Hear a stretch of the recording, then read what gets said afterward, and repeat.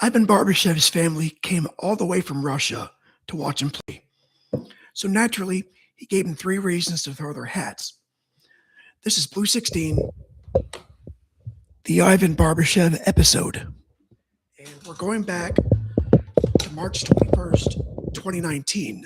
The Detroit Red Wings are in St. Louis, and the Blues have gone from dead in the water to one of the nastiest teams in hockey. They enter the night 38, 27, and 8, 84 points, and hold a third place in the Central. But Dallas is close enough that nobody's relaxing. Every point matters. Every shift matters. It's not January anymore when the Blues were sitting at the bottom of the league and wondering whether their season had already been cooked. Craig Berube had them playing direct, physical hockey, and Jordan Binnington turned his crease into a private construction site.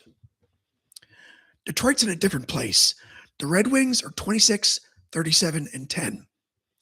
Well outside the playoff picture and deep into that awkward stage between an old era and whatever might come next.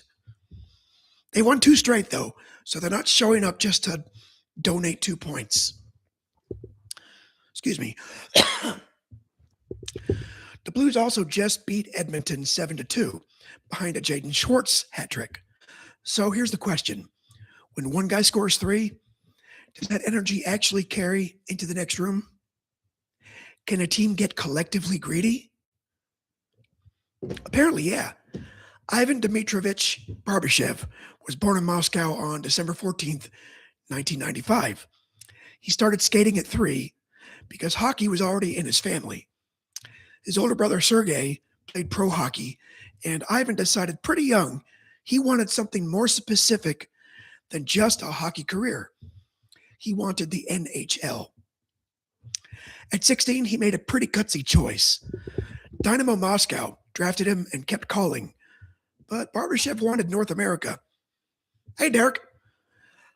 He ignored the calls until the Canadian Hockey League import draft, when the Marketing Wildcats took him first overall in 2012.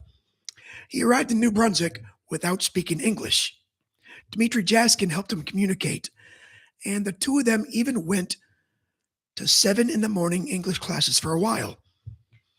Eventually, Netflix helped too, which may be the first time binge watching has legitimately advanced an NHL career.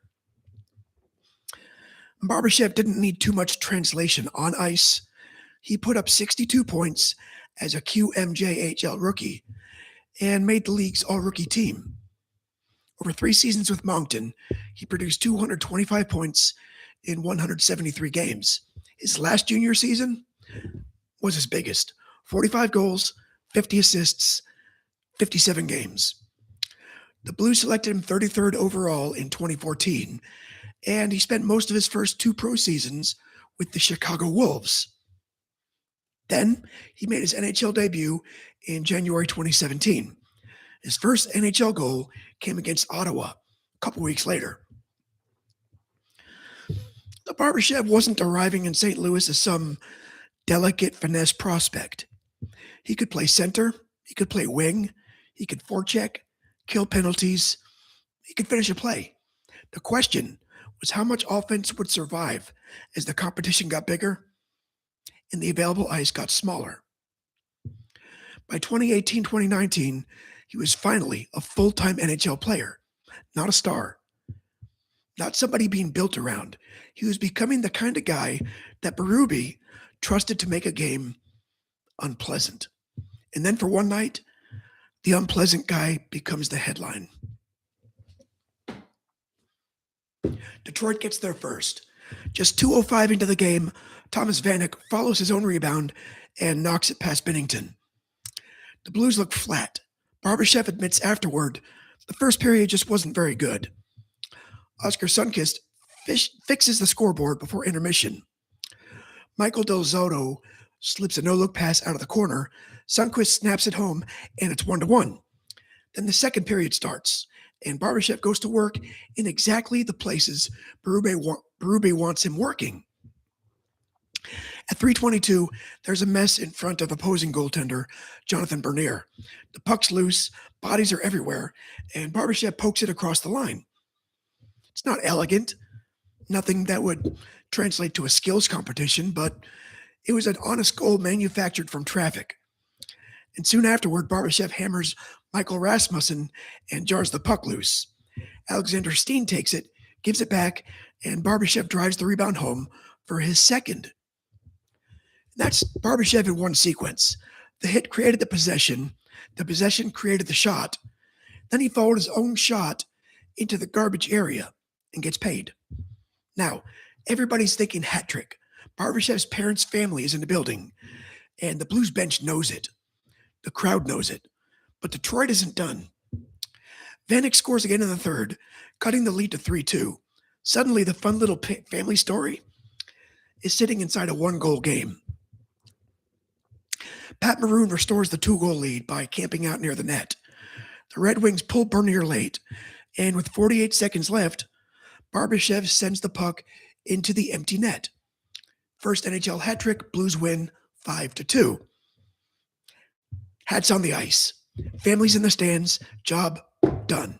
It's also the second straight game with the Blues hat trick after Schwartz's 3-goal night against Edmonton. That had only happened once before in franchise history. Binnington stopped 20 shots and improved to 19, 4, and 1. Steen recorded 3 assists and passed 600 career points. David Perron ends his point streak to 17 consecutive appearances. St. Louis leaves the night with 86 points and a 4-point cushion over the Stars. Afterward, Barbashev doesn't pretend the game was perfect. He says the Blues were poor in the first, then got more physical and played better over the final 2 periods. Mostly, though, he's thrilled that his parents and younger brother saw it. It was only the second Blues game they'd attended on the trip. Berube's reaction tells us more about why the night matters. He said the team has been pushing Barbie to become more of a power forward. Bang bodies, crash the net, and score dirty goals. It's not a description they added after the fact. It's a shot-by-shot summary of his hat trick. Steen points toward the bench reaction. Everybody was genuinely pumped for him because everybody saw the work behind it. Here's something I love about hockey. A hat trick counts the same whether the goals come from 3 laser beams or 2 crease scrambles and an empty netter. The scoreboard has no taste. It doesn't care whether the play was beautiful. But do we care? Is an ugly hat trick less satisfying? Or is it better because it reminds exactly what kind of player somebody is? Barbashev finishes the regular season with 14 goals, 12 assists, and 26 points in 80 games, all career highs at the time. The Blues go 6-1-1 after this night and finish at 99 points. Then the real story starts. They beat Winnipeg in 6, survive Dallas in 7. They get past San Jose in 6, then beat Boston for the Stanley Cup. Barbashev plays all over the hard areas. He finishes the postseason with 3 goals and 3 assists. But the bigger number here is 87 hits. 87 hits. That's the most by any player in those playoffs. And he does get suspended for Game 6 of the final after an illegal check to Marcus Johansson's head. Boston wins that game, so Barbashev returned for Game 7. And in Boston, Barbashev and the Blues finish the impossible climb. They win 4-1 and lift the first Stanley Cup in franchise history. It was pretty satisfying, wasn't it?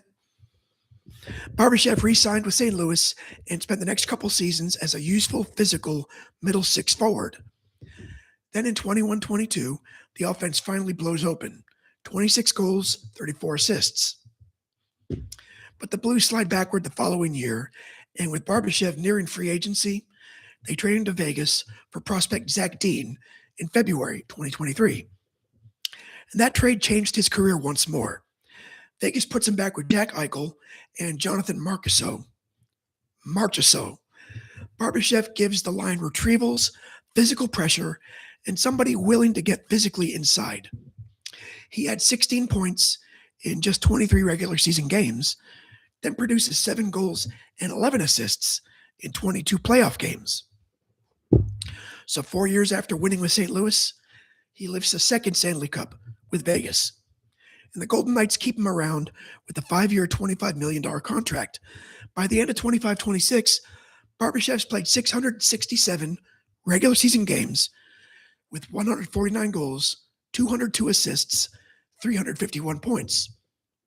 And that season became his new statistical best. So far, 23 goals, 38 assists, 61 points playing all 82 games. He adds another 14 points during another run to the final, although Vegas lost to the Hurricanes in 6. So what's Ivan Barbashev? He's not just a grinder, because grinders don't accidentally produce multiple 60-point seasons. He's not a pure scorer, because his value doesn't disappear when the goals do. He's the guy who makes a skilled line harder to play against and makes a checking line dangerous enough to punish you. That's a valuable player. Apparently, it's also a player who keeps finding his way into June. Next time we jump from a Russian power forward with a left-handed to a left-handed double-double machine.